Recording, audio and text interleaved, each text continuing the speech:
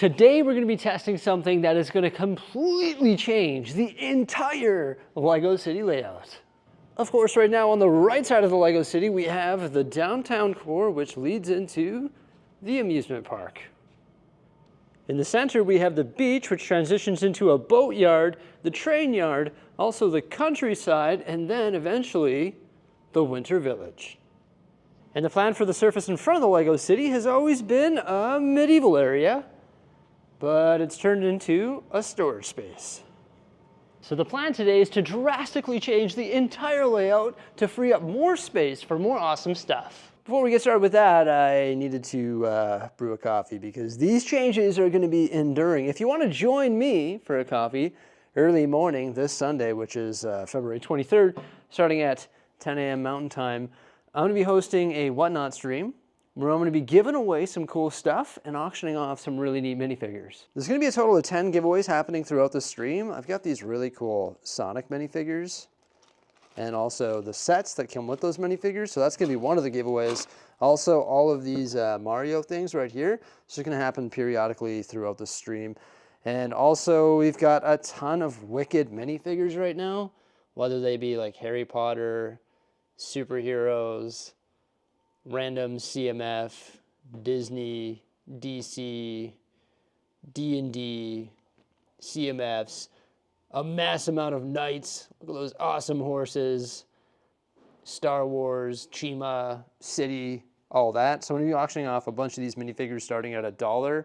Amongst all the auction items, there's going to be the 10 giveaways that go live randomly throughout the stream. And if you win a giveaway, it's no strings attached. I cover the international shipping, and you do not need to make a purchase in order to enter in for your chance to win. If you're not on Whatnot, you can join using my affiliate link, which is in the description below. And when you join using that link, it helps support the channel. You also get a $15 credit, which can be redeemed on your first purchase. So you can pick up like a minifigure or something like that. The credit doesn't apply to shipping, but shipping is combined. So if you win like multiple auction items, or you buy a CMF out of my Buy It Now store or a set out of my Buy It Now store, you can combine that all into one parcel. Plus you get a $15 credit. It's a lot of fun. It's really fast paced, and I hope to see you there. Once again, this Sunday in the morning, it's like a pop-up stream, and I know I'll be drinking a coffee, and I hope you are too. Well, you don't have to, okay? If juice or water is your thing, let's go for it. Now I'm just being goofy. Let's get back to the extreme changes here in the city. Now, of course, the plans actually involve this diorama surface here, which is pretty big. It's 7 base plates deep by 19 base plates wide, making it a grand total of 133 base plates. So, of course, the first thing I have to do is just clear everything off of this surface. All of the medieval stuff, random miscellaneous trees, some platform coverings, everything has got to go. Now, there's a lot of different things that we could do with this surface here. It could be a medieval diorama. It could also be an amusement park. It could be a downtown expansion. It could be a huge train yard. It could be an airport. There are so many things that it could be. There's literally unlimited possibilities. Now, in previous videos, you've probably heard me talk about the idea of expanding the downtown core onto this diorama table. And that's what we're going to experiment with today. Now, keep in mind, nothing is set in stone. It can always be reverted back to how it was. That's the beauty of Mills. Making these changes actually isn't going to take too long, and I think it's going to be extremely fun experimenting with a new, expanded downtown layout. Now, don't be alarmed. The changes that we're making here today are absolutely insane. My primary goal is to free up space on the LEGO City tables. So this layout is going to be pretty condensed, but you're going to be amazed by how much we can actually fit on this surface. So the first thing I'm going to do is actually lay a row of 32 by 32 base plates along the front of this surface, and this is all going to be water. So I think it's really cool that I have this surface open for the taking, because we'll be able to experiment with a new LEGO City downtown core layout. Granted, the entire downtown core isn't going to fit on this surface. So we'll have a little bit of downtown here and a little bit of downtown over there as well. But my goal is to create a condensed layout right here to free up as much space from these surfaces so that we can create awesome stuff in the future as well. Now, I want to make an elevated layout here with minimal roads, and it's going to be an island, so it's going to be surrounded by water. Not too long ago when I was at IKEA, I found a really good deal on these boxes. We've got a ton of them, and I never used them for what I wanted to use them for, which is, of course, building mountains and giant terrains, and I honestly don't think they're the best product for that. I'd rather create a stable surface using Lego bricks and plates and 16 by 16 Technic plates. So what I'm going to do is I'm going to use all of these boxes that I have, you can see them all right behind me here, to create an elevated surface for modular buildings. And I'm actually going to lock them together like this, using various bricks, whether it be 1 by or 2 by, so that they don't move. And I'm going to create a grid which we can place modular buildings on, creating a nice grade of elevation throughout this entire surface. Okay, remember how I was just saying that I was going to test elevation with those IKEA boxes? It turns out I'm not going to have enough of those IKEA boxes, and I've decided that it's going to be sort of a nuisance to do elevation with those boxes because they're going to like move around and stuff, and if I do decide to add an elevation to this area, I'm probably going to do it with a wood surface. But before I do that, I may as well see if we're actually going to run with this idea, because like I said, this idea is not set in stone. But my primary goal here today is to show you how many modular buildings we can fit on this surface, which once again is pretty big. It's actually the same depth as the front section of the Lego City that you see there with the old fishing store and the harbor and all that. It's 7 base plates deep. That's how deep all the sections of my tables are. And the crazy thing is as I progress with this layout, you're going to find out that we can actually fit all of the modular buildings that are in my downtown core stretching down the right side of the tables on this surface, which is like crazy. I've got a lot of thoughts about what we could potentially do here, so make sure you stick around and you hear all those thoughts, because it's sort of hard to visualize when you just see the studs of base plates. But of course, we're not going to keep it just base plates. We would change that in the future. We're going to detail water. We would add roads. Maybe we would add canals. There would be elevation, like 2 different heights. There would be bridges. There would be one-way roads. Maybe there would be 2-way roads. There would be cliff edges. There would be beaches. There would be all sorts of cool stuff if we decide to keep this potential layout. But right now, I'm just zooming back and forth, moving as many modular buildings as quickly as possible onto this surface. Thank goodness for mills, because I can just move all of these giant buildings. Another reason why I didn't want to go with those IKEA boxes is because once I picked up the Ghostbusters HQ and the SICK complex, I was like, oh my gosh, these things are so heavy. I feel way better when they're sitting on a wood surface, and I wouldn't want to modify the mills plates underneath, like raising them up with bricks, because then they're sort of stuck in that form. So I'd much rather use a wood surface if we were to add some elevation to this area. But it's insane how many modular buildings are fitting on this surface. We're doing them back to back, and there's 2 rows of them. It is consuming every single modular building from the Lego City. That is just mind-boggling. So I didn't just wake up this morning and decide that I was going to do this. I have thought about it for quite some time. Take a look at this spreadsheet. Each little square there represents a half base plate. You'll see that there's the larger colorful section up top there. That's the span of the Lego City. So if we were to do this layout on the Lego City, that's 27 base plates. And then the smaller one down below that actually represents the surface that we just covered with modular buildings. This was my original idea. Yellow would be building, gray would be road, blue would be water, and green would be park. And once again, those squares are half base plates, so it's not a whole lot of road, but that could change. Let's check it out. Okay, remember how I said that these changes may not be set in stone because they are so drastic? I stand by my word there, okay? We could just revert the city back to how it was, and it would be very easy to do. And the reason it would be very easy to do is because all I did was remove all of the modular buildings. So the grid that's created by the roads is still here. All the vehicles and minifigures are still intact, except for Taserface. He's upside down right here. This guy's always up to no good. And also Janice fell over, so I would have to straighten out a few minifigures as well, but it wouldn't take very long just to move all of those modular buildings back into the grid that we have here on this half of the city. But you can see the city is empty. All of the modular buildings have been moved. That is just crazy. Like, what? We fit all those modular buildings on that surface over there? Granted, there's way less road. It just goes to show you how much space the road is consuming. But then when you look at the roads, look at how many minifigures and vehicles are positioned on those roads and how many stories are happening on the sidewalks and all that. So it does take away visibility when you create a cramped Lego City like we just did, and it also takes away space that you can use to create unique stories. So it's sort of give and take, but wow, if we ever need space, we can use a layout just like this. Starting with the bird's eye view, you can see the empty table over there, wow, that is a lot of space open for the taking and a lot of road that we developed for the city. We spent so long on that layout, and there you go. I just ripped it apart and moved it onto this relatively large surface. But this is a nice condensed layout, and I think what's really neat about this layout is it answers a different question that I get asked all the time. How do you start a Lego city? Well, there you go. This is how I would start a city if I was starting from scratch. The first thing we did was we laid the base plates, which could potentially become a beach and water. Now, I didn't have enough road plates here to create an actual system of roads, but I decided to replace the missing ones with 16 by 16 dark bluish gray plates. So wherever you see those, it represents roads, just like the spreadsheet. And of course, the blue represents water, and green would represent park space. And as for the diagram on Excel, the white surface here would represent water, if we so choose. And the tan running through the center of the section, splitting the two groupings of modular buildings, would represent canal. But of course, that's just like a plan that's sketched up. That could change. For example, the tan base plates running through the center could actually be a two-way road.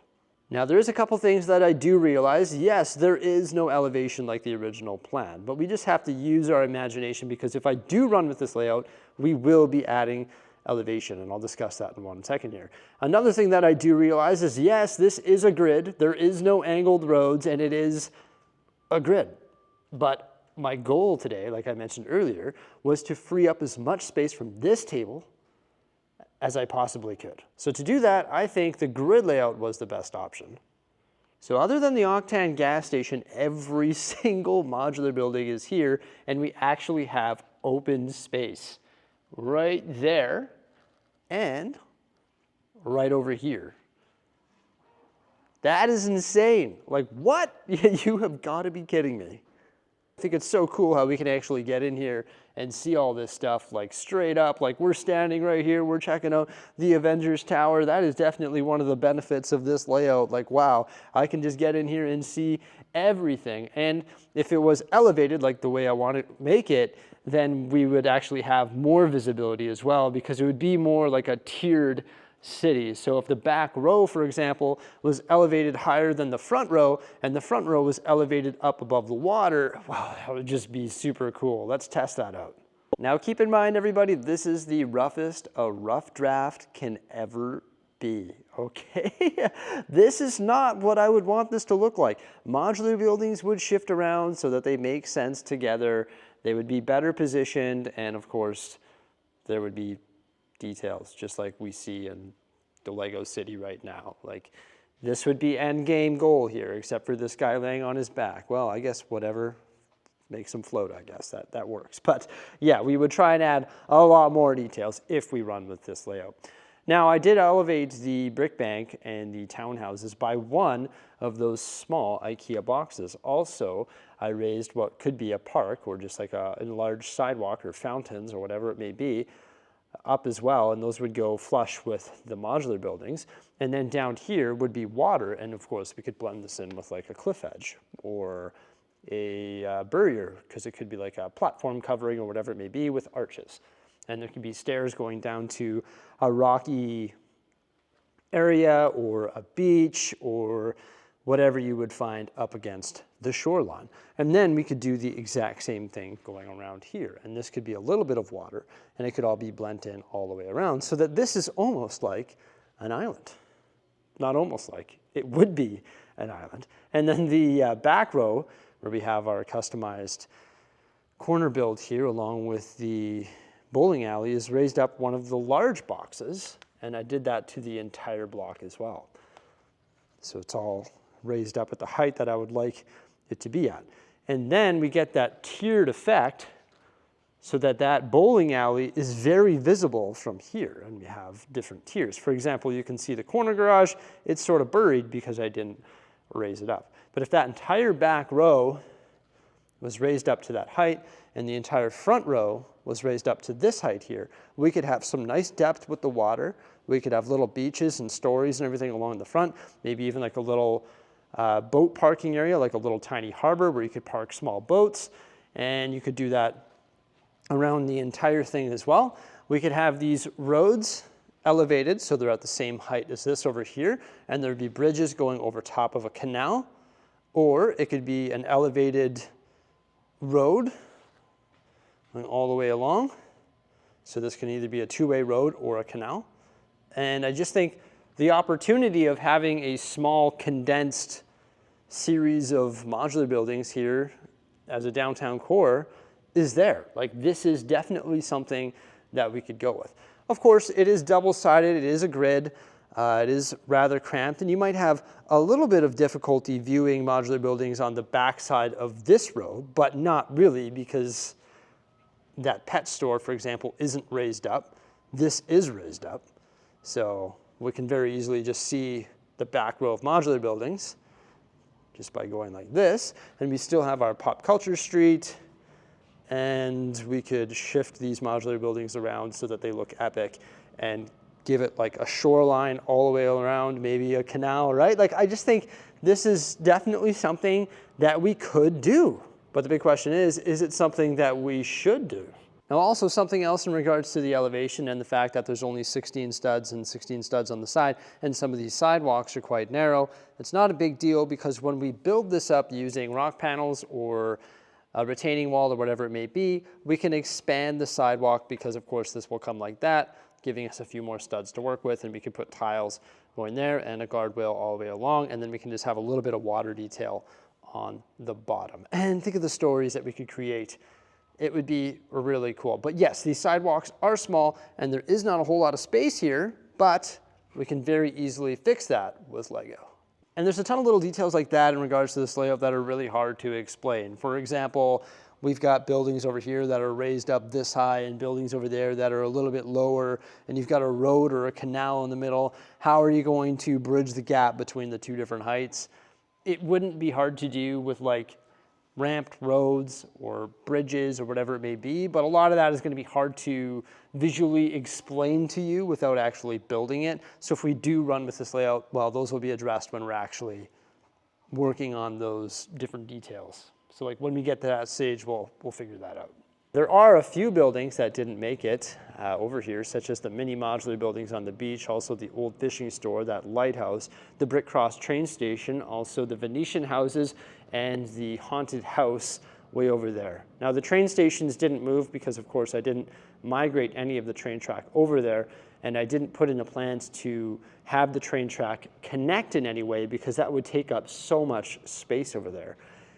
The big question is if I do this, what am I going to do with all of this open space and all of these roads? If we don't go with the canal idea, I can put however many roads it is over there, I think 19 or so, maybe 18. But then all of these roads would become, not scrap, because we would need some sort of road system over here as well. But what am I going to do with all of this open space? Of course, it's Lego, so there's a lot of opportunity. We still have the botanical garden over there. There's still the zoo, there's the residential area, there's the Ninjago buildings, and there is the amusement park. But what could we do over here if we decide to condense the downtown over there? There's the opportunity for an airport. There's the opportunity for a medieval area, because I removed all of those medieval buildings, and we still want to do a medieval diorama. So we'd have to have a medieval area over here. I still want to have mountains. We can expand the train lines, so rather than just having one train line, there could be multiple train lines. We could expand the train yard in general, so there's more like parking for trains, because I do have quite a large train collection. So we could relocate and expand that. There's just so much opportunity here. But the big question is what should we do? Where should it be positioned? And how should we do it? We've got lots to think about. Once again, very easy to undo these changes. It will be easier and take less time to undo them than it took to do them, because there was all the thought process of laying out the road, getting the grid all square, and sort of positioning them strategically, whereas when I put them back in the city, I took pictures so I can just pop them all back within probably, honestly, an hour or two.